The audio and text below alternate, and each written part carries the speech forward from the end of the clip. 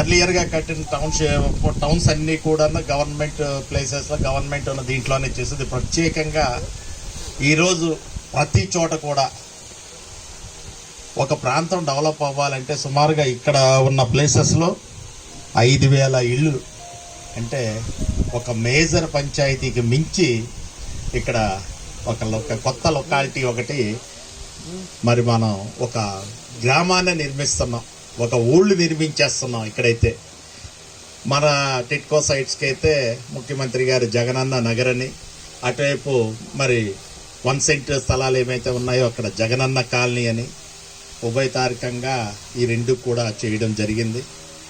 మరి రాష్ట్రం మొత్తం మీద మీ అందరికీ తెలుసు 30 లక్షల హౌసెస్ నిర్మాణం ఈ యొక్క టిట్కో నుంచి కానీ జగనన్న కాలనీలో కానీ జరుగుతుంది.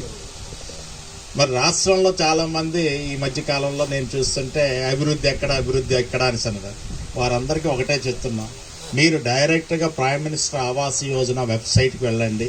భారతదేశం మొత్తం మీద 1,19,00,000